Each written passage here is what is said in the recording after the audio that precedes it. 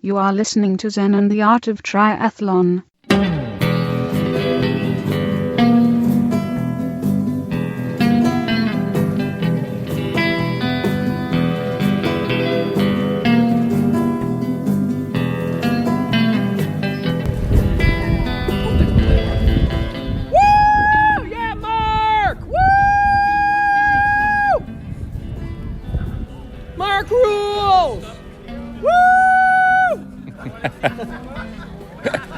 All right, I'm here with Doug, and what's your last name? Schlitz, who we just finished the Xterra Blue Bonnet. Yep. And you came up while we were not loading up my bikes yet. I'm going to enjoy some beer.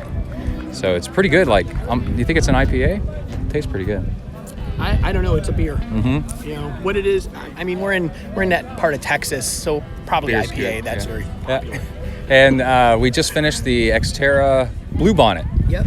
Yeah, and the water was cold. So cold. Yeah. So cold. Yeah. And you said that you recognized me, not from me, but from Kai. Yes, from Kai. Yeah, I saw him on the mountain bike trail. I'm like, I saw the last name, and I said, "Are you Kai?" Yeah. He said, "Yes," and I rode by. Oh, you asked him while he was running? I did. No, when he was riding. When he was riding? I go, because I saw your last name. Yeah. And I'm like, "Are you Kai?" He goes, because yes. he's got his last name on this. Because he's got his youth triathlon jersey on, or a suit. Kit, yeah. So. Yeah. So the swim, the water's 62 degrees, which for us here was cold. Really, really cold. Really cold. Yeah. And then here's your friend right here. Here's my friend Mark. This is his first triathlon. How's it going? This is Brett Blankner. He's the podcaster I told you about. Okay. Yeah. So I grabbed my recorder. I thought I'd interview him. I was totally geeking out. And so you came up to me at the at the car and said, "Are you Kai? Are you Brett?" And I said, "Yeah." And then you asked if I could sign your swim cap. I get so excited. I said, I was so excited too. Yeah. I felt like a total. I'm like, man, it's it actually makes me funny. I've never gotten like a celebrity autograph. I mean, not that I'm saying you're a celebrity, but if you want to be, you can. Yeah. I'm a C-grade niche celebrity. There you go. Yeah, and this is Kai's first autograph. So I said, Kai, come over here. You got to sign this. Right. I want to get a picture of it before we're done, so he can have a picture. Awesome. And you said that you listened to ZenTri while you were in Afghanistan. The first time I started listening to your podcast is when I was deployed. I was deployed to Afghanistan. I found your podcast because I had done triathlons before that, and found yours and listening to it ever since. Did you find it was like? I get sometimes that people enjoy it because if they're from Texas, they're hearing a Texas voice or areas. No, because I'm from Chicago originally. Oh, yeah? So it was. What part of Chicago? I grew up on the southwest side, a little suburb called Palos Hills. Okay. I lived in Hoffman Estates for 2 summers. Oh, okay. Doing construction out there on the Sears World Trade Center. Oh, yeah. Yeah. Okay. Yeah. But yeah, I would listen to them just in my room hanging out, and then I would listen to them on the way to like medevac missions just to distract my head from what I'm about to have to do. The podcast I like listening to stuff you should know, I think, and it's just 2 guys talking, and it's like science and facts and history and stuff like that, but it's just kind of drones, you know. Right. But it's relaxing, and I can listen to it, and after about 20-30 minutes, sometimes people tell me they listen to me to help them fall asleep. And I'm like, that's cool. Like, I don't care whatsoever. Yeah, and just nice conversation and stuff, and it keeps you company. Yeah, and it was just something that I could think about. That was something I enjoyed. That wasn't a horrible call that I was about to go do. So I could just relax and listen to, whether it was about triathlon or whether it was about Zen. Either one was actually just something that was calming in a way. I'm so excited. There's a guy at work I just found out a couple days ago that wants to learn about Zen. Nice. And I was like, dude, you found the right guy. Like, I know a lot about it. I don't know if I'm qualified to teach it, but I can tell you what I know. Right. But he's like really excited. Well, so that's I'm like, the whole idea is what you know is you kind of find it yourself. Yeah. You know? That is the whole point of the whole thing. So let's see. We did a 800-meter swim, which was a punch fest for me, and then 12-mile bike ride, about maybe 13. I think it was 13, right about 13. It felt. And then I felt think like the run 50. was a little short. It's supposed to be like 6K, but I think it was a little shorter than that. You think? At least my legs felt like it was shorter than that. And then I really enjoyed the run. Like I miss trail running a lot, so that was really nice. And I had my old foot injury; it wasn't hurting me, and I was just loving it. Like, good. And it took me about a mile, then I kind of like settled in. Right. Yeah, and I was watching my heart rate. Were you watching your heart rate? No, I don't watch anything when I run, Okay. when I race at all. I've learned that, like, for me, watching my heart rate and then, like, starting off, keep it kind of medium, and then towards the end, like, push it towards the max, knowing what my max is. Right. And then, let's see. What are what are the rest of the races this year?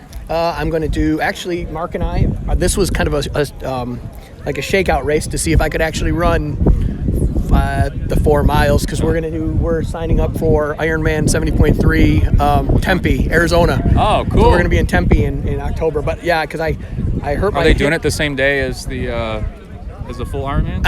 I think the full's the next Okay. the next month or month, yeah. Because about 6 years ago now, I broke my hip in a helicopter crash, and so since then I've had problems, almost like a tear in my You calf. crashed in a helicopter? I did. Actually, that was terrifying. I don't remember most of it. Ah. I was unconscious. Maybe for a some good of it on portion purpose. of it. And the medic gave me some good first aid. So What made the made helicopter me forget crash? all Were y'all about it. shot at? No, we were going in for a dust landing, going to pick up some patients, and got disoriented and hit the side of a mountain. Maybe I should go work with her. Oh yeah, she's always wanting to go Right. work at a prison, you know. I won't even work as a prisoner. The flight is awesome. Flight nurse is We're okay. always hiring up there in Care Flight, up there in Dallas. That would be impressive. I think that would be cool. Right? The flight suits. My wife is too. Nothing makes anybody sexier than a flight suit, man or women. Yeah. We do most of our runs.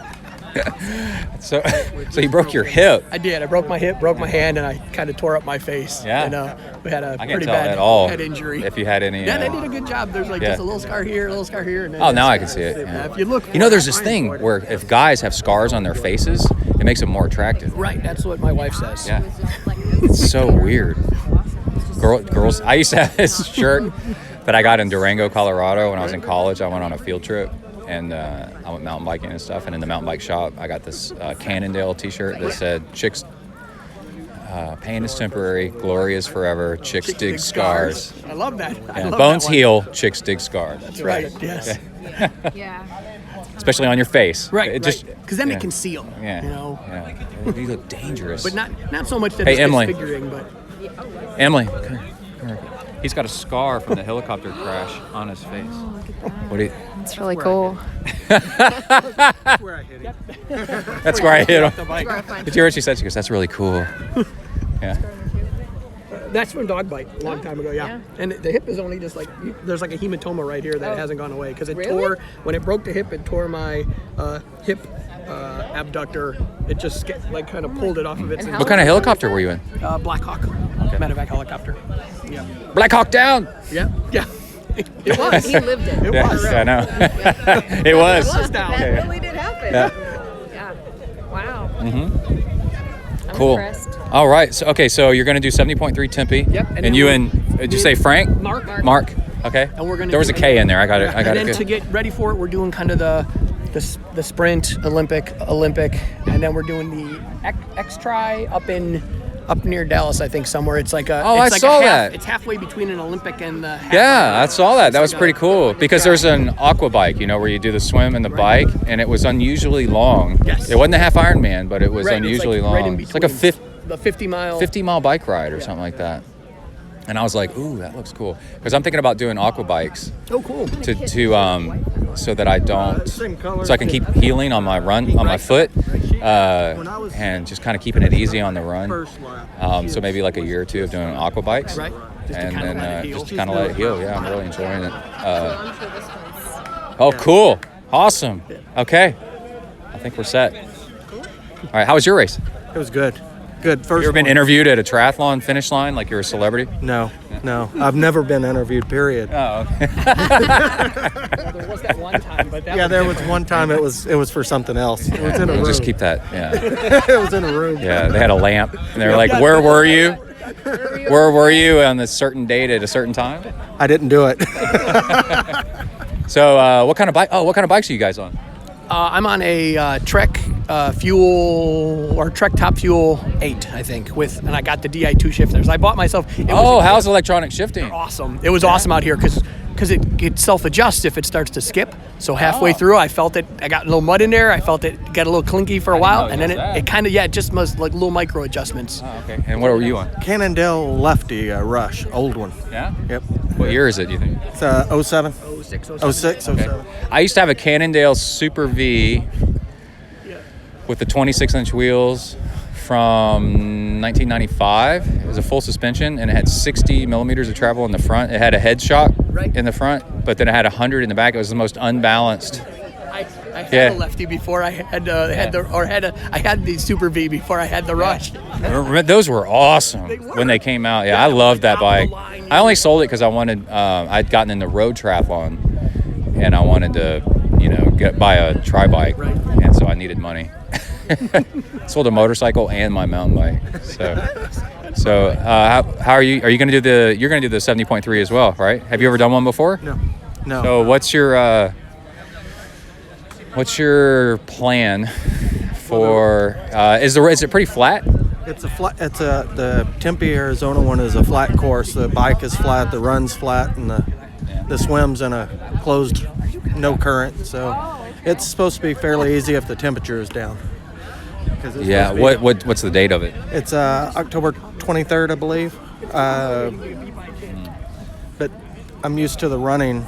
I've done marathons, so the 13 mile on a flat course is not too good. That's not too hard, but it's the biking that I got to get used to. So what do you do for bike training? I have a Cyclops trainer and do a lot of that. And then Do Zwift yet? Yes, I do as well. Really? What's your name on Zwift? TX Mark 74. Okay, maybe I'll see you out there. I just started a few months ago, and I put like an hour ride in every day and just try to. Yeah, me too. I ride as much as I can. Do hill training on the bike, and I really hadn't rode I have a Kestrel all carbon bike, and I haven't rode it one time yet. But you just started on Zwift. Have you earned the triathlon bike yet? No. I think so I'm you're level doing 4. Okay.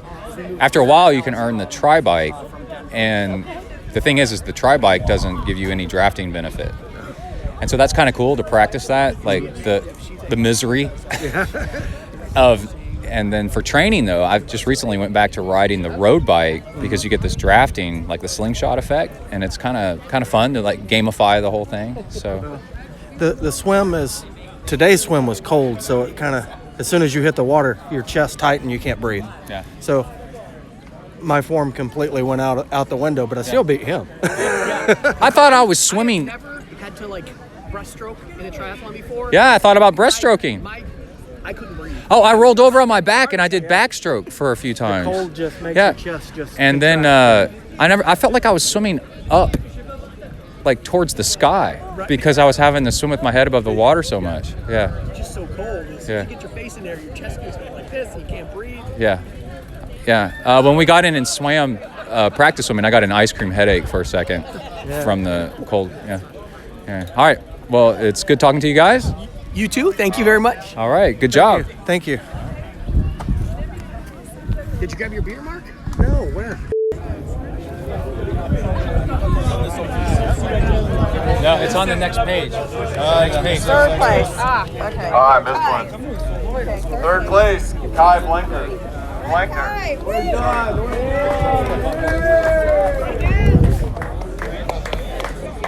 Well, all right. That was my interview after the finish line at an Xterra that I just did. And I'll talk more about that race in the next episode. It's great content for a whole other episode. I don't want to make this episode too long because I already have a bunch of stuff to talk about. But things to look forward to is I thought I might die twice during that race.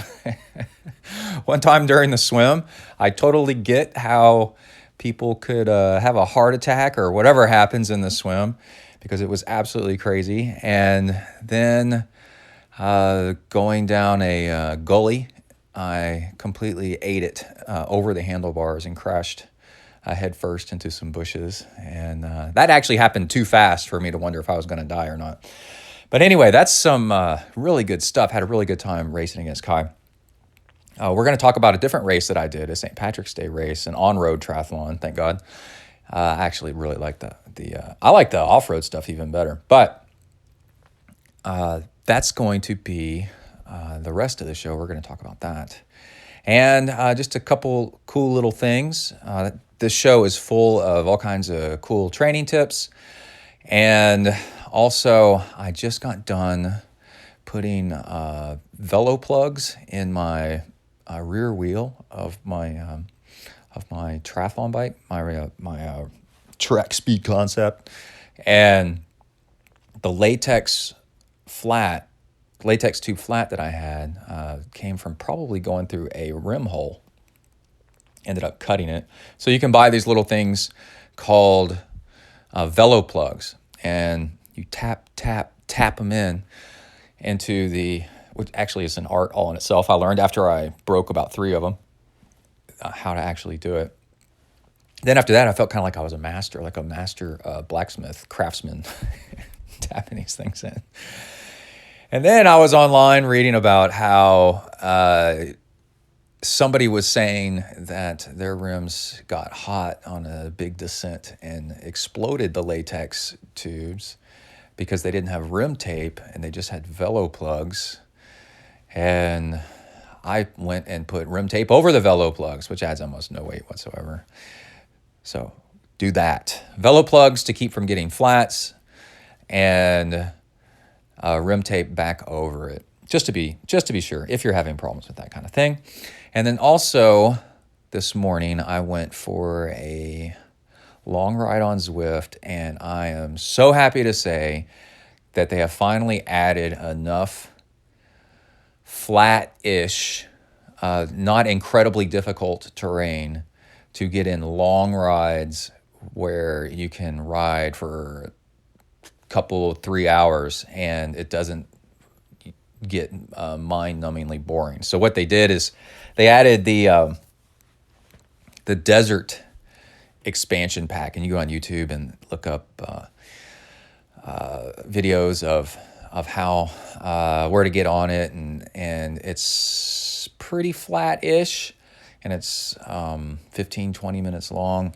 But anyway, you can connect it to some other stuff, and now I've got this huge loop. You can look on my Zwift. I'm Brett Blankner, or ZenTri, or ZenTriathlon on Zwift, and I call that route Big Trouble in Little China, because it actually looks more like Russia, I think, probably. But anyway, the outline of it looks like Russia or China a little bit. And basically, if you start from where you usually start and then take a left and then go do the desert and then connect back to where it drops back in, and then go do the volcano flat outer rim route and then back to where you started again, down by the waterfront, then that at 23 miles an hour, that's 40 minutes. And today I did 3 laps of that. I did 2 one way, and then I reversed it and did the other way. And it was awesome. And it's underwater, it's coastline, it's desert, it's through caves, sort of. And what else does it go? Through a volcano. I mean, like, it's all this stuff. It is awesome. And so now the problem is a lot of the routes, if you have a smart trainer, a lot of the routes are so hilly that you have to dial it down a lot, and it makes it it makes every ride like really difficult. And it's like sometimes if you want to do long distance triathlon, endurance riding, you can't have all these hills. You need to be able to just go kind of flat. And also if you want to do interval work, if it's flatter, then you can pick when you want to do the hills. You can throw down the gearing into the big gears and up the resistance, which is really good for sweet spot training. And you can't do that when there's a 8% grade, every 3 minutes or so. But anyway, I'm really excited about that. That's really cool. Everybody go check that out. I have a little bit of a sponsorship note. We have Triathlon Terran's video service here, the protriathlontraining.com, and I went and checked it out. He sent me an email, Terran and our buddies, and he sent me an email, and he said, hey, check this out. And it's a a training platform of videos and even audio only, so kind of like a podcast of triathlon training tips. And I, of course, I went and clicked on the one with Lucy Charles in it first, swimming. 'Cause, dude, you can sell anything with Lucy Charles swimming in it because she is so awesome and swims so good.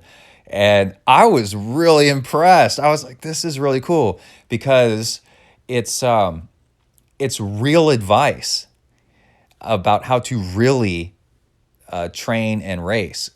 And swimming is the area, my area of expertise, where I actually really know a lot about what works and what doesn't. And they were nailing it. They were saying stuff that was just so spot on. And I was like, this is the real deal. So it's this whole platform of where you can subscribe and get all these triathlon training tips. And it's fun because you can sit on the trainer and watch the videos. You can listen to the audio version and, be like biking or running, or like I was changing out rim tape. and of course, video is always the best because you can see what people are doing. But check this out.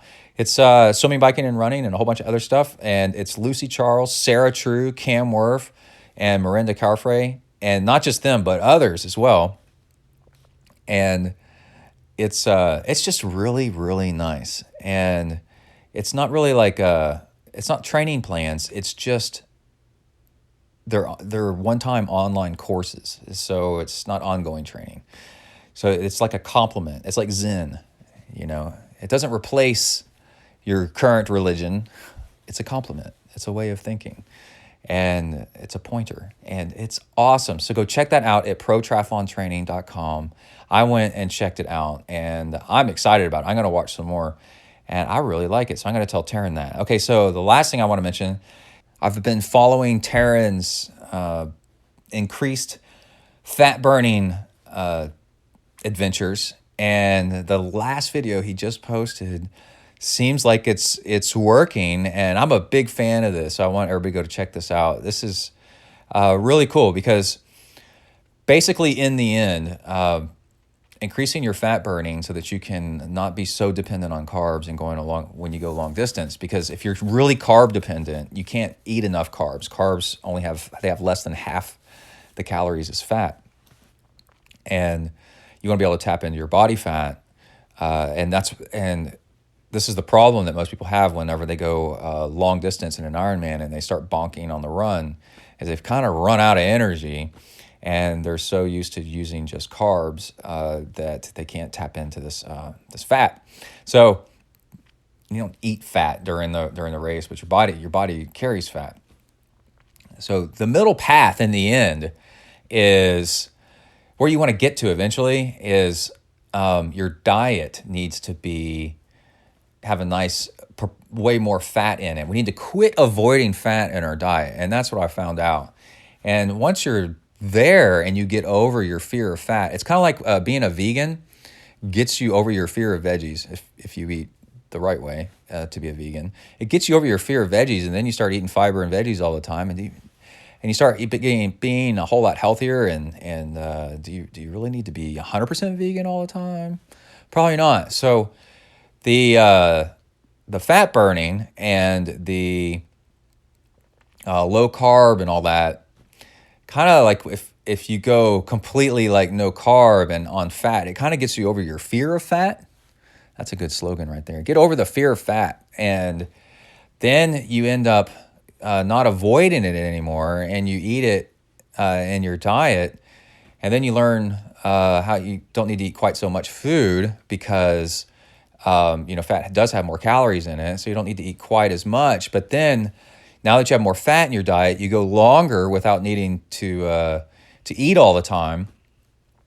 And then what happens is on the bike and the run, on the swim, you cruise along and you don't bonk anywhere near as fast as you would, and you only need like half as many calories, sugar calories, as you did before, because your body is used to not needing as many sugar calories to get through the day, and it's been tapping into this body fat. So the last video I saw was Taryn's results on how much fat he was oxidizing, burning while working out, and it was a really high amount. And that's really, really cool. So he's been documenting this on YouTube, and this is good stuff. He's following the advice of the guy that won Ironman Kona Hawaii Championships as broke the record as the fastest age grouper, doing this exact same thing. So it's really interesting because we get like all wrapped up in like being like going too far in the keto and then too far in all the carbs. And it turns out it's the middle path, but learning like what is the middle path, what does that actually mean, and how to do it isn't just be in the middle. You got to learn how, and it's really cool. So go check that out, Triathlon Terran. And then I guess lastly, I'll talk for a second about why I haven't been putting out so many shows lately. Is I had a opportunity to move up in my job, and a spot opened up above me, and I was just doubling down on work and trying to see if I could get this promotion or not. And man, after a year, they still haven't put in a person, and it's kind of like everybody just seems to be kind of over it. All of us that are down below, don't even know what's happening with it. And if I got the position, then I would need to, even though I would make a lot more money, I would need to quit the podcast. But then I would need to do the podcast because one reason I do the podcast is I like to do the coaching. But man, I really like the coaching, and I really like helping people. And if I don't do that, that's the thing I really like to do. And the job is more like work. And it's something I do like it, but I like it a lot actually. But I don't love it like I do triathlon. So it's kind of like on one hand, do triathlon podcast and coaching, something I really, really like and love, and bring in some money to pay the bills that way, and share this stuff and help improve the world, or make probably the same amount in a job where I'll probably spend just as much time because I would be upper management, and then but in meetings and working late and arranging cover sheets on TPS reports like crazy. And in the end, it's probably the same amount of work for the same amount of money. And it's doing something that is all right versus what I love. So I recently, kind of in my mind, I was like, you know what? I've tried as hard as I can to get the position. I don't know what I'm doing wrong. So I do know what I do right, and that's the ZenTri podcast. So I'm turning back around and not doubling down, going back to doing more of the podcast. I definitely didn't stop. I was just doing it when I had time. I missed doing it, and I want to do it all the time. It's just work was getting in the way. Oh, and I had a new employee that I had to spend a lot of time training, and of course the Boy Scouts, being the Scoutmaster and all that stuff. Life just got really, really busy. And Kai's a teenager now, and he's I try to be the best dad I can be, and be there for him a lot, and that takes a lot of time. And I grew up with my dad's awesome, and but the career that he was out of town a lot, and that sucked, and like a lot. And I've kind of tried to orient my life to be the opposite. I'm not mad at my dad at all about it. I think it's I just talk about him constantly, and how awesome he is and all that stuff. So he was an assistant scoutmaster in my Boy Scout troop, and when he was at the house, it was totally awesome. He's just had this career where he had to travel a lot. And I'm trying to not undo that. It's just I'm trying to be there for my son as much as I can.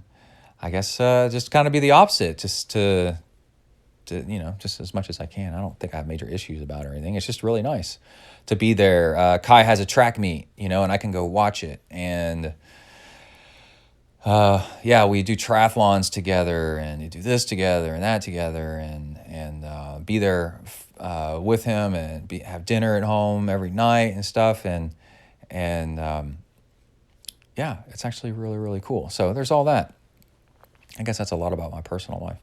But anyway, I had also some thinking about, I was listening to a podcast about reinventing yourself and motivation, and I love podcasts like that, and personal productivity. And at some point, to be relevant, you have to keep reinventing yourself. And I was listening to that. I listened to it twice, and I was like, man, yeah, you know what? With ZenTri, the thing that I do really well with ZenTri is just lots of little tips about how to optimize triathlon training and also optimize your point of view. So I was like, man, all I got to do to put out a regular podcast is just all the tons and tons and tons of little tips that I do all the time, that I pick up on and I observe, and I just need to record them and put them in the show and put them out there, and the results I get from them. And that's a podcast. It's not that hard. So that's what I'm going to get back to doing more of and keep doing it. Just one off the top of my head. You can do 220 minus your age, or is it 180 minus your age? Yeah, it's 180 minus your age, and then that is probably your breaking point for on your heart rate for when you're not going to be able to digest very much food. And I've been watching that while I'm on the bike and on the run, and it works like clockwork. I'm 45, and so that's 135, and there's some leeway in this. The more trained you are, you can go a little bit higher. But when I start getting up to 140, I can only eat about 100 calories per hour, if that. And if I'm below 135, if I'm around 130, man, I can put down the calories. So if you're doing an Ironman, use that number for, and you wonder why sometimes you get sick, or you're out training or whatever, and sometimes you get sick, your fuel, look at your heart rate and then say, oh, man, I just can't digest stuff if I'm, the blood that would go to your stomach to digest stuff is busy. It's in your muscles because you're going too hard. So if you back off the effort, then you'll actually be able to take in the calories, and then with those calories, you'll be able to go longer. And that's that one saying, to go longer, you got to go slower. To go faster, you got to go slower. And it actually works. It's just a time, like over a long period of time. That's the difference. You notice sometimes, like if you're going uphill over a long climb, you get to the top and you just cannot eat. You feel like you're going to get sick. And that's because your heart rate goes up when you're going uphill. So it's the same thing. All right, that's enough junk. Let's go ahead and get going with the show here. We pick up with me probably, as always, leaving the pool. and then a whole bunch of commentary on stuff that's been going on lately. All right, here we go. All right, got an interesting show. Hopefully, we've got audio that our buddy Triboomer recorded from a sprint triathlon that Kai and I went and did up in the Dallas area, Keller, which is north, just a little bit north of the Dallas-Fort Worth Metroplex. And that was a blast. And let's see, I've got a treadmill update. Got a really nice treadmill, and I've been learning some tips and tricks with that. And then, Kai and I, we went on a Boy Scout camp out to Enchanted Rock and did a bunch of hiking. And it's amazing when you take a break from training, you actually get a little bit faster. You come back and power numbers are up, like really nice. The other day, after coming back from 3 days off, I did 2 hours at 272 watts, which was absolutely crazy on the bike. That's like 24.5 miles per hour for me, which would be like a 4:45 Ironman bike time. I was like, wow. And then the next day, I was just destroyed. My legs were just trashed. I was like, well, then that wasn't a good idea. But anyway, I'm always learning. We're always still learning. The big thing for me is, you got to do intervals to improve. You got to do some. The question is how much? It's so difficult figuring out how much. That's the magic. And lately I was thinking, do you do 5? Okay, so if you were doing a single sport, you would do between 12 and 20 something minutes of interval work per workout and 2-3 times a week. But because we're doing triathlon, we're literally doing 3 times as much stuff. So you do like maybe a third that amount of interval time. Because I was on the treadmill, and if I do more than a few minutes of hill work, well then, or same thing on the bike, well then the next day I'm struggling a little bit, and my form's kind of messed up. And I guess we'll go ahead and do a little bit of the treadmill update. I got a ProForm 9000 series. No, I forgot the number, but it's the cheapest one that is still around $900.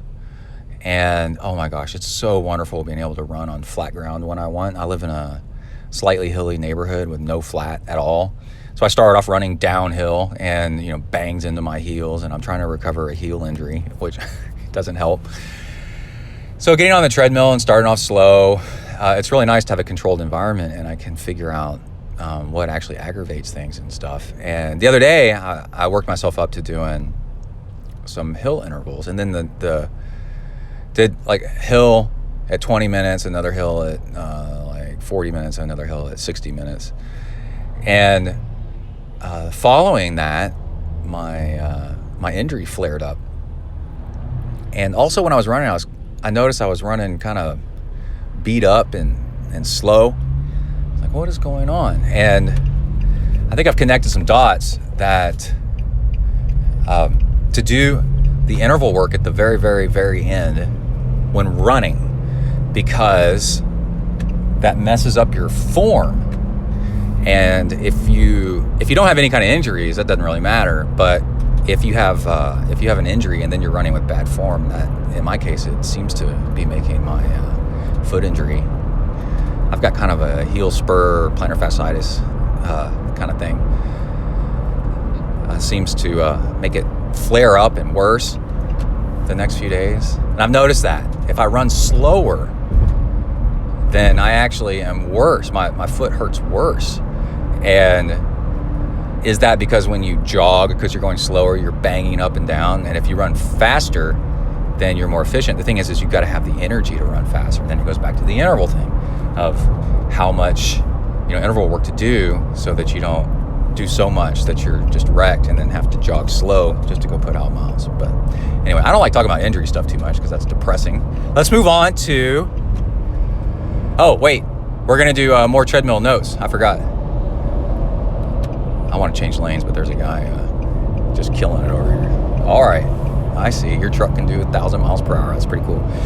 Anyway, I got the treadmill that has an iPad holder up high, and being a taller person especially, this is awesome because it helps my running form to not look down. If you have a TV in front of your treadmill, you really don't have this problem. But wow, it's so great. So on YouTube, I go and load up videos that are watch later, and I tend to watch like Triathlon or GTN or GCN, Global Cycling Network, Global Triathlon Network, tips, stuff like that. And also we went and test drove a Kia Telluride, which, oh my God, that car is awesome. And we might end up getting one of those. So go check that out and enjoy those videos. The car's a trip. Anyway, and you have to pay extra for it to show your heart rate. And I'm kind of like, I don't need to pay a subscription to show my heart rate when I've got all these heart rate devices. So I've got an old 935 XT up on the, I duct taped a holder for it, and then I can put it up there and then watch it right next to my iPad. So I'm just jogging along, watching my heart rate, and putting in hills as needed. And oh my gosh, it's wonderful. So it's a Proform. It's the one that's about $900 something. Saved up forever and paid for it in cash. So I'm super excited about it, that we don't owe on it. And okay, so that's the treadmill stuff. So Kai and I went and did a sprint triathlon in Keller, Texas, and it was the Keller St. Patrick's Day race. And Tri-Boomer, our old buddy Tri-Boomer, lives in the area. Packet pickup was like a mile from his house. And I've got an interview with no, I don't think I recorded. I just talked with him. Trent Nix, that owns the Tri Shop in Plano, in Dallas, and talked to him about bikes, and that was really cool. I think I talk about it later in the show. And it was cold, so I wore a long sleeve Under Armour that's like 2 sizes too small over my over my triathlon kit after I got on the bike. So it took an extra minute to put that thing on. And it's a 50-meter pool, which was awesome. And it was just really, really nice. And I did the swim in just under 5 minutes, 300-meter swim. Flip turns and swimming with not the most tight-fitting, sleeveless 2-piece triathlon kit. It's not ideal. Kai did it in just over 5 minutes, so I only beat him by like say 10 seconds or something like that. And he's wearing a 1-piece tri kit, which is way faster. I noticed pushing off the walls, and I'm just like, oh. And then every flip turn was like under the lane ropes, so that kind of slows you down and stuff. So comparatively, I did pretty good on the swim. I just wasn't too excited about my swim time. But I did win. I won my age group in the swim, and there was like 40-something people in my age group, maybe? Is that true? And then on the bike, a disaster struck. We drove the bike course ahead of time, and it was really great pavement, like fantastic. Up and down, some nice little hills. Challenging bike course, but short, so it made it really fun. Kai was on a road bike. He's got an Aero road bike, a giant Propel, which is really good road bike. And no aero bars, though. He hasn't worked his way up to those yet. And then, Kai is 14, by the way. But he's raced triathlon since he was like 6. And then I was on my Trek Speed Concept, and hold on, I'm waiting for somebody to turn here, who happens to be a police officer. And I got a flat tire on the rear, and it's second, third, fourth time I've gotten one, and it's on the inside of the tube.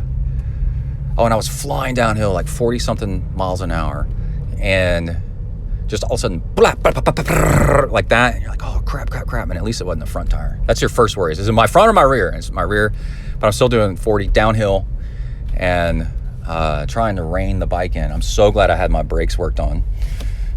And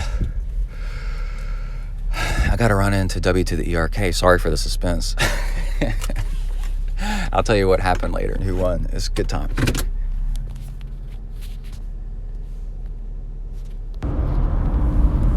All right, we are back.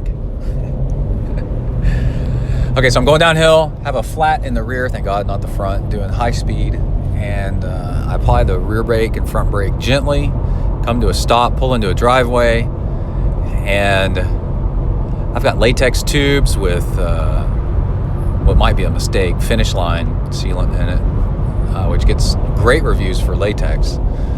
Latex tubes save you a few minutes over an Ironman. So they're a little bit faster, give you a better road feel too. And I start changing my tire, and what's a pain is that it's a rear flat, so that's harder to get the wheel off, and it just takes a little bit longer. And it's also a wheel with a wheel cover, a disc wheel cover on it.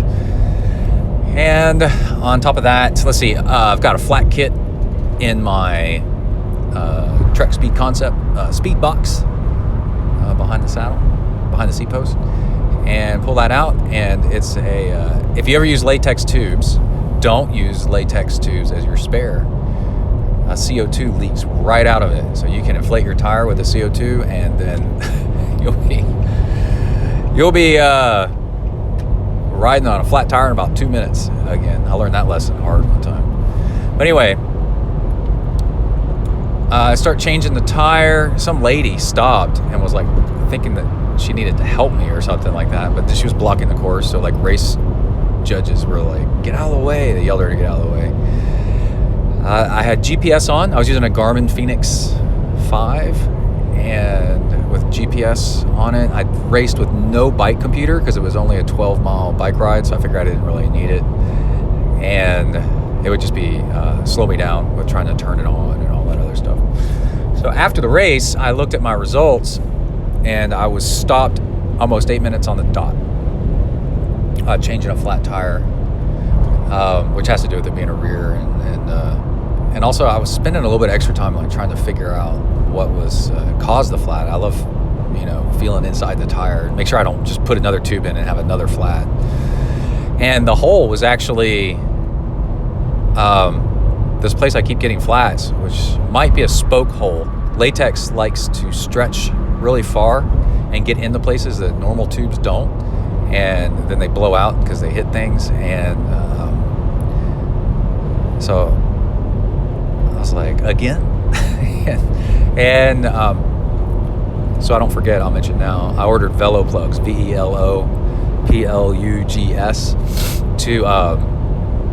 to put in spoke holes instead of rim tape. And my rim tape is like cloth, and it's really old, and that's like a formula for disaster. For even though it looks fine, that's apparently you're pushing your luck with latex tubes for sure. So I got back on the bike. I was halfway through the first lap, and it was 2 laps, and went around, finished the first lap, did the second lap, and got off the bike and then ran. And the run's really nice. Again, this is the St. Patrick's Day. It's also the same course for the Monster Mash or something like that. Triathlon in Keller, Keller, in the fall. A++ course, really great. Out and back run on a jogging path that's at times next to a golf course, I think. So it's just a pleasant jog. It has a couple little hills in the run, but nothing too crazy. I saw a 55-year-old man that was wearing Ironman stuff, so he's probably done an Ironman or Ironman 70.3, cut the cones on a turn, and I yelled at him and said, "Hey, don't cut the course." And so that was that. Across the finish line, it was cold, and I wore cycling gloves and this Under Armour race top, and to stay warm on the bike, and I'm so glad I did it. It added an extra minute, but everybody was complaining about how cold they were, and I was actually quite comfortable. And I think the joke is I'm too old to be uncomfortable.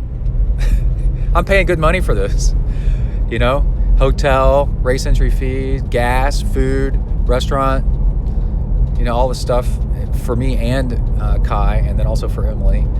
And I'm not going to be miserable out on the race course. So I spent one extra, it's probably 30 seconds. I think my transition time would look like it was about 30 seconds to a minute slower than everybody else. I was trying to get this Under Armour top on, which is hard when you're wet. And then for the run, I took it back off again. It only took a second. On the out and back, Kai started catching me. He started a few minutes behind me on the swim, and I didn't see him at all on the swim or the bike.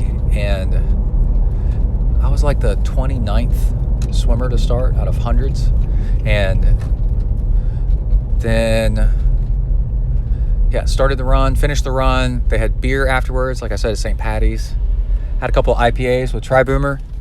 And then Kai came in. Well, I had like half of an IPA, and then Kai came in, and then I celebrated and had another IPA.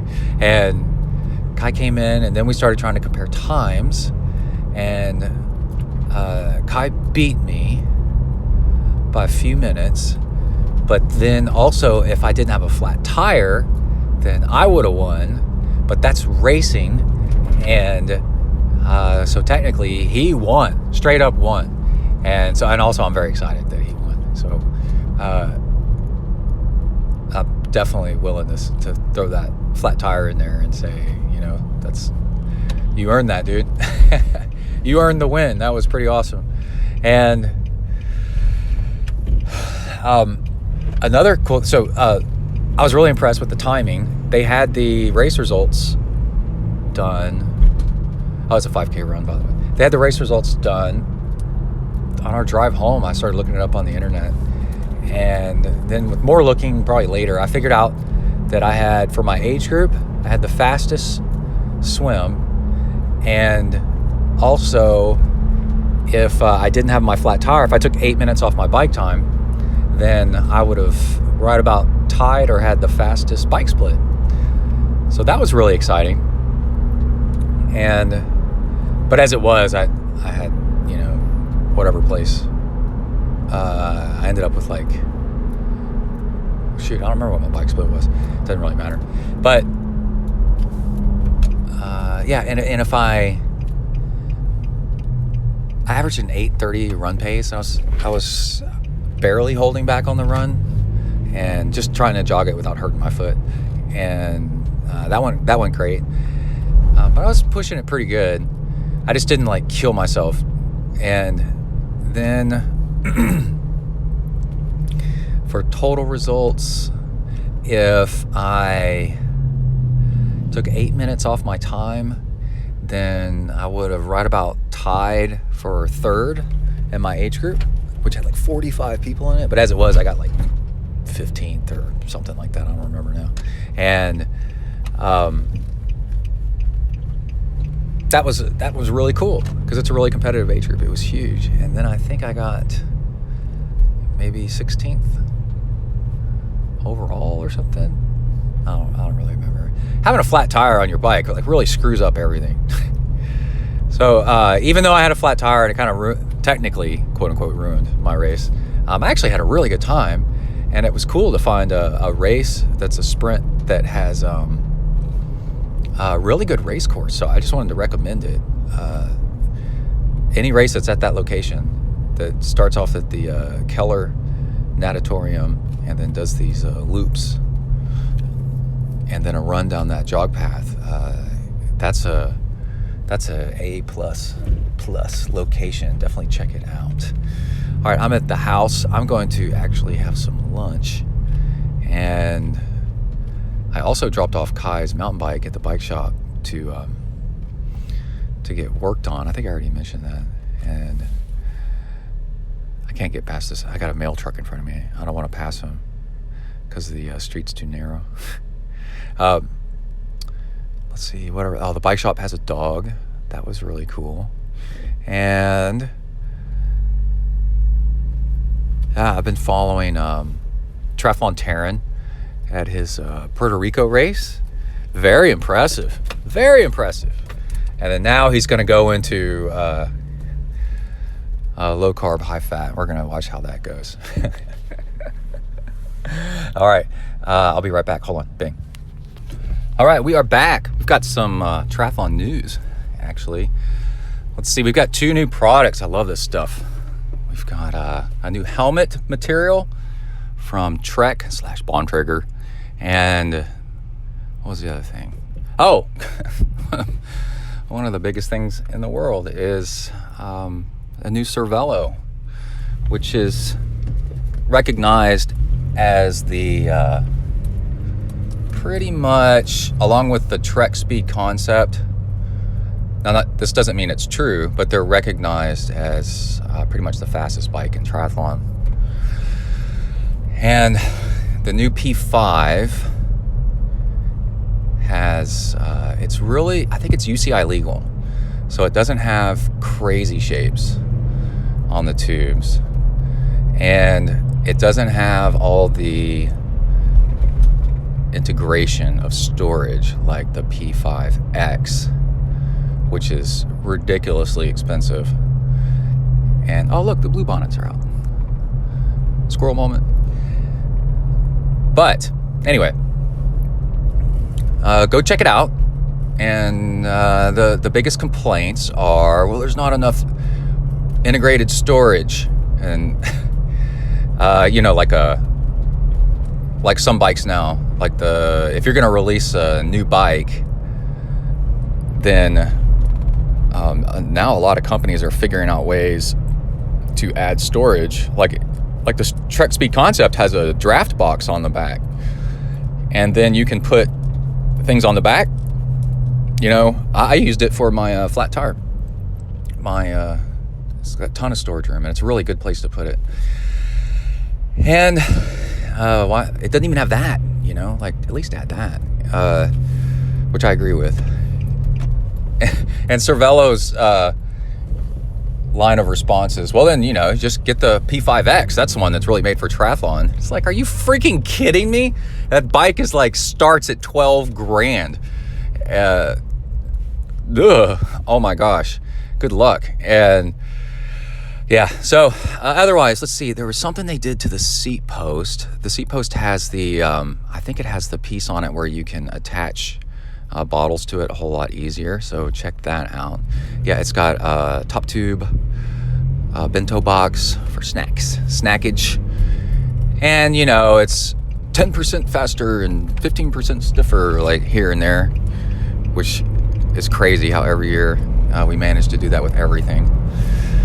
So yeah, go check that out. That's a relatively cool bike if you're in the market for a real high-end race bike. It's very expensive. I think it starts at like $6,000 or something like that, without race wheels.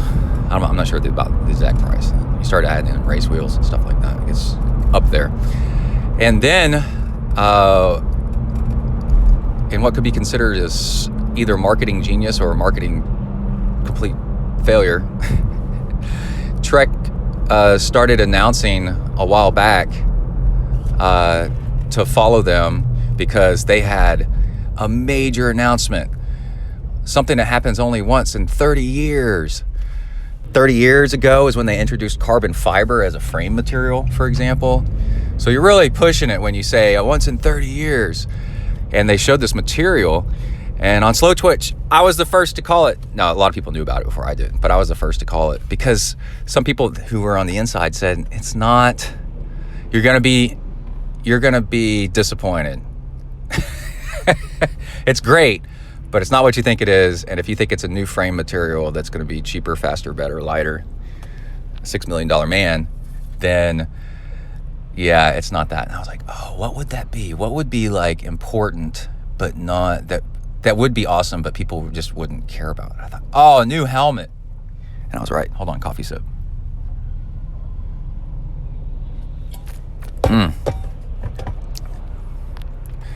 There's a name for if you hate hearing people, and I'm talking really hate, if it really makes you ill, people drinking or eating.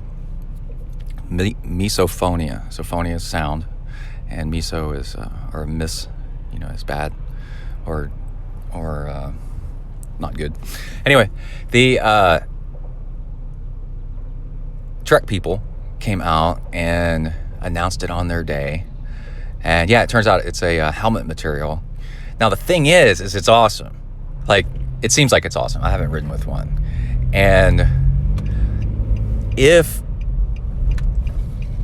it's as awesome as I hope it is, that means that it's the material, because it's this open weave mesh kind of stuff, that it'll actually be cooler. So the fact that it's way better as far as impacts against concussions go, then because it slips on your head a little bit. You gotta go check out the videos. It's called Wave Cell. But also that it's a side effect of this, unintended consequence, is it might be a much cooler material. And if you bike predominantly in hot weather like I do, anything helps. I'm talking about anything. So I would go check it out. And I was excited to to think about this. This one idea crossed my head, but you don't want to do this, okay? Don't do what I'm saying. But you could soak it in water, that material. Like say you dump it in water and then freeze it overnight. Then you'll have an ice pack on your head during a really hot ride. Wouldn't that be kind of crazy? If you could and then because it's open weave, right? So the water would stay in it. But then the problem with that, God, oh my God, that would add a ton. I just thought that would change the characteristics of the impact. A block of ice instead of mesh. That would be bad. Never mind. This is a terrible idea. And then here's a real unintended bad consequence. Somebody goes, like me, goes, oh, I think I'm smart. I will, and it's hot where I live. I'm gonna put this thing in a bowl of water and put it in the freezer overnight. And then while I'm riding with it, it'll drip cold ice water down my head, and I'll be able to ride faster, farther, longer during an Ironman or something like that, right? Bad idea. What is that gonna do? One, it'll make your helmet like you're wearing, like I said, a block of ice on your head. But then also, there's a thing with weight. You don't want your helmet to weigh too much because that turns your neck into a lever, and that's how you roll your ankle and break your ankle. Imagine this heavy weight on your head, and then you slam in something with your shoulder. Well, now your head is like a slingshot at the end of your neck, and your neck rubber bands. It whips your head even harder. And then when your head finally does hit something, it's like a block of ice. Oh my gosh, that would be terrible. Let's see. I've got some other triathlon fun. Maybe I'll try to weave it into the show. Kai and I are going to do an Xterra. We signed up at the last minute. I think I already talked about that. Took his bike in, got it worked on, and my front tire was flat. My mountain bike, I haven't ridden it in a while, so I put air into it a few days ago, and then checked it every day. So this is 3 days ago I put air in, and yesterday and today it's still holding air, and it's got slime in the tubes, like the classic slime I found for mountain biking, for mountain bikes with inner tubes, that slime works fine. Oh, that reminds me, I should have a spare tire for this race. And it's a Sprint, but it's put on by Xterra. It's at Lake Bryan. It's the Blue Bonnet, if you want to go look it up. 800 meter swim, 12-mile mountain bike race, and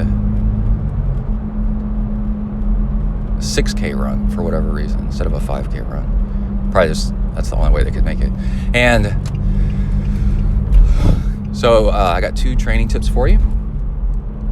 One is, before you go do a race you've never done before, go look at the finishing times, and then you have an idea how long you're going to be out there. And then that's what I was telling Kai. I said it looks like it's going to take you about 2 hours. It looks like the bike is going to take you well over an hour, like an hour and 20, hour and 30 minutes maybe. So that's what you plan for, is by time, and pace yourself by that. It's really, really smart. And because then otherwise you'll go into, a race going too hard too early, and then blowing up and then going, when is this thing going to be over? And then another really cool training tip, I can't believe it's taken me this long to do it. With a permanent marker, I wrote on the scoops that I use for my different fuels how many calories per scoop. So if you buy big powdered Gatorade, it's 220 calories for the big scoop. But then it's like, if I do half a scoop, that's about 110 calories. And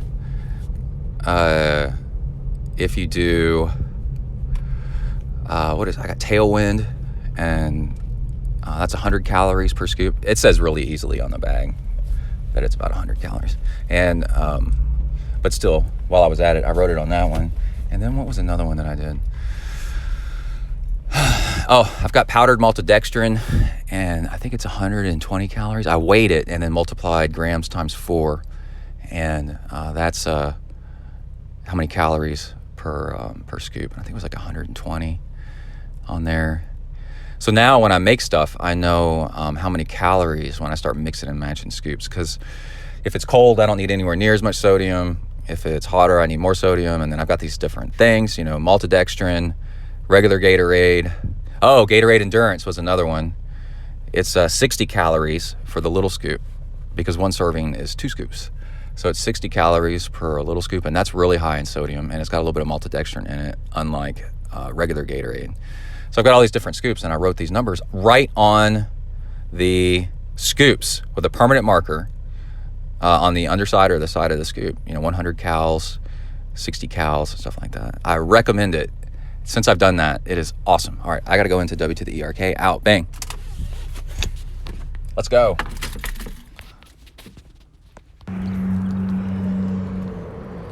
All right, I'm back. I'm leaving the pool. Man, the bike news keeps on coming. Another new Cervelo. When is Trek going to make a new bike? I bet you they're panicking. Oh, man. Let's see. I'm at the ZenTri Mobile Studios, the Nissan Xterra, and I have a Sea Sucker bike rack on the back. So you got to look them up. Sea Sucker as in sea as in the ocean. I'll give it a little pump here on this one side.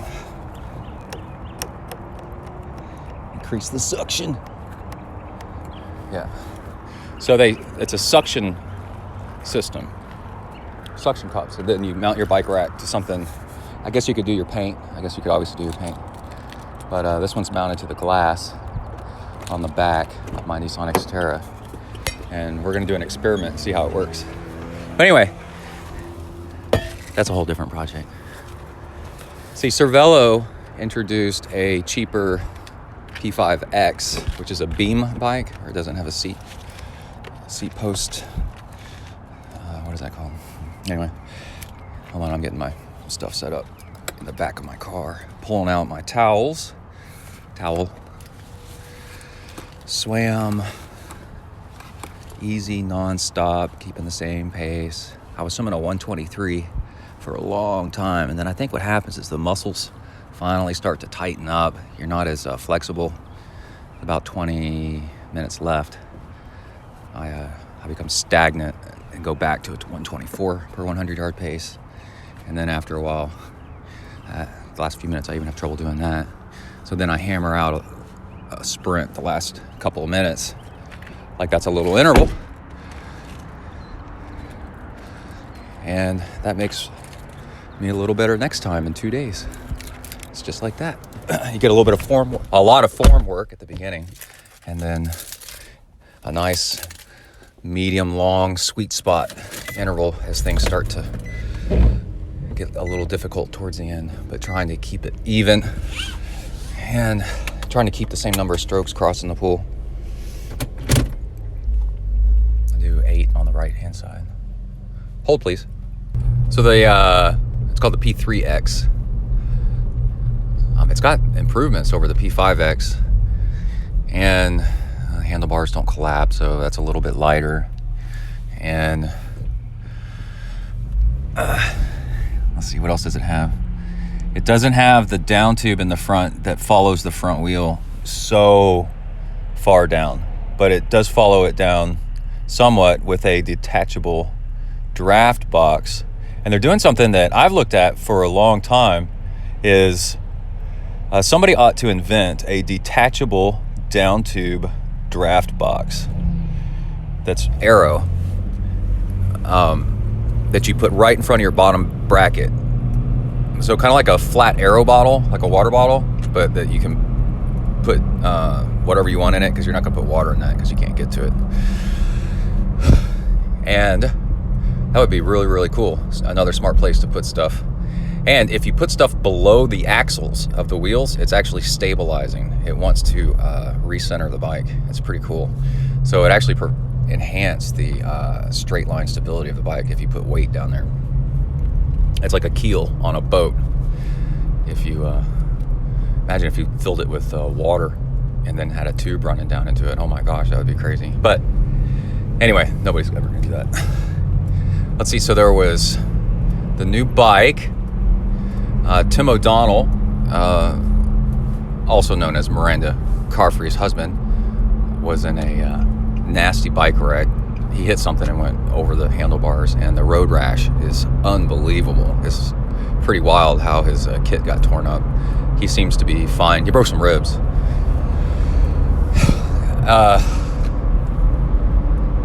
That was the other piece of triathlon news, but there's more. Oh, you can see his pics on Instagram if you Google him. He's also the pretty much, is he still the fastest American at Kona? Which is an American race dominated by Europeans and Australians. Oh my gosh. Oh, I was going to talk a little bit about training method. So on Zwift, I switched over from a triathlon bike to the Tron bike. If you ride Zwift enough, you can start getting faster and faster bikes. And I didn't want to give up the speed of an aero bike, but I wanted to try something out. And if you're on a triathlon bike, you can't draft off of people. Well, you don't get the draft boost of being behind somebody. You only get it on a road bike. Well, the Tron bike counts as a road bike, and it's pretty much the fastest road bike. I'll have to look into that and see if it's still the fastest road bike, because I don't like the glowing wheel distract me a little bit while I'm trying to ride. But anywho, I found that, so what I wanted to do was practice the slingshot. So the slingshot is when you do, you pedal up behind somebody and you draft off of them on purpose as right before you pass them. So let's say there's somebody in front of you on the bike and they're 100 meters down the road, and pedal, you start gaining on them, and then eventually you end up, I think it's like 20 meters behind them. And you can't tell at 20 meters, but you're starting to get a little bit of a draft benefit. And so what you do is you stay behind them in their draft zone as you keep catching them. And then you get almost as close to them, respectfully, that you can to their rear wheel, right behind them in their draft zone, before you swing out to the side to pass them. And it's called slingshotting. And it's actually really fast. You can increase your miles per hour while you're behind that person by like 2-3 miles per hour as you slingshot by, briefly, but it adds up. So if you're ever in the back of a triathlon like Galveston and you happen to be in one of the last waves, which is a huge pain in the ass because there's so many waves, because they jump off of a pier, so it's wave after wave after wave after wave. Well, and people are pissed off, they're like, oh, I hate being in the back, Well, the thing about being in the back is you can slingshot off of people all bike ride long because there's so many people in front of you. You just have to be a little bit more careful, but it's once you get used to it, it's really cool. So I thought I'd do that in Zwift, right? I'm slingshotting past people, and now that they've changed it so that you can ride whatever world you want, I ride Watopia all the time, and because I just like it, and there's fewer people, so it's a little bit more like a race, like a triathlon race, a long triathlon race. So every minute or so, I'll catch up to somebody and slingshot past them. So there's two things that is really cool about this. The gamification of that makes the time go by way faster. It is so much more fun. The time goes by doing that. I listen to positive hip hop rap, not totally gangster rap, while I'm going. So I've got an upbeat music. I'm catching up to people and then passing them, which is fun because it's random, right? So it makes it interesting every time. I don't know what any workout's going to be like exactly. But at the same time, what I try to do is ride conservatively. But then what happens is trying to catch up to somebody to draft off of them, you actually overdo it just a tiny bit, even though you're trying to ride conservatively. But then if you imagine you're in the real world while you're behind them for a brief moment, you kind of relax, right? So you back off a little bit, and then what happens is, as far as physiologically with the training, these little surges of up and down of like differences, imperceptible somewhat, 20, 30 watts, just constantly, every few minutes, every minute really. I've noticed that the training effect is incredible. You're getting all this different stimulus and different stimuli, and it's really, really good. And just after a couple of rides of doing that, I noticed that my pedaling form had changed just a little bit to be more efficient and more powerful. And 2 rides ago, I averaged, 268 watts for the ride. Normalized power, by the way. That takes into account surging, how much power you put out. And then that was 3 days ago. And then yesterday, I went and did it again, and I averaged 272 watts, and it felt easy. Like, not totally easy, but it felt fun, and I never went like too hard, like too hard, because I was going pretty mellow. I was trying to relax more often as I would catch my breath after I'd caught up to somebody. So like you push it a little bit to get in somebody's draft zone, right? So that's like a little tiny little interval, and then you relax a little bit once you get into their draft zone, and that's like a little bit of a break and lets you recharge a little bit. So you just keep repeating that. You just go up, down, up, down, up, down, up, down, like that. And it creates like this amazing training effect. It's really good without ever going like, because you told yourself, I'm not going to like sprint or anything like that or try to beat everybody to everywhere. Then you go, you're never going like too hard, but you're getting in these tiny little intervals for short, brief amount of time. And then the other thing is, unlike riding on the trainer regularly, is this much more simulates what you're going to do out on the open road. So that when you actually do this out on the open road, you're so well trained for it. It's like so easy to catch up to somebody and then relax, catch up to somebody and then relax. Oh, it's awesome. Awesome. All right, that's it. I got to go in to the training work zone, sit at my desk and earn some dollars. All right, out, bang. All right, that is a show. If you want to support Zen and the Art of Triathlon and keep me from having to go out and get a promotion to pay the bills and then give up the podcasting entirely, I'm kidding. I don't think I'll ever be able to give it up. This is the longest running podcast in triathlon, in endurance sports entirely. It's never going to stop. Anyway, if you want to help support the show, it is so easy to do. Go to zentriathlon.com and look for the donate button. You can do a one-time or recurring donation. And also hit me up for coaching. You know how to get in touch with me. I make it hard for you to get in touch with me, how to figure out how to get in touch with me. That way, that keeps out the riffraff, and only serious people with serious triathlon goals can push through and actually find me. That's a Zen master trick, actually. I want to become enlightened. Let me into your monastery. No, there's no room. Come again, 1 year. They come back a year later. No room. And they come back 2 years later. They go, yeah, I might have some room. Anyway, they only want people that really want it.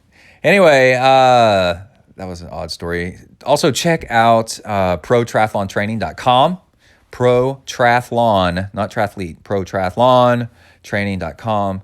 And that's Triathlon Terran's video course, online courses program. I dig it. I think it's pretty cool. And I've watched the swimming one. I'll probably check out the biking one because I want to see, I really have improved my bike intervals lately, and I want to see what else I can do on that thing. With you want to get the advice from the people that are really, really fast, and then you kind of like modify it a little bit so that it works for you. But in general, do what the fast people do, and that's it. So I'll talk to you all next episode. We've got some Xterra triathlon racing details, how I almost died 2 times, and it'll be a good show, all right? With lots more tips. So that's it. Everybody stay safe out there. Work the uphills, cruise the downhills, and keep the rubber side down. Out.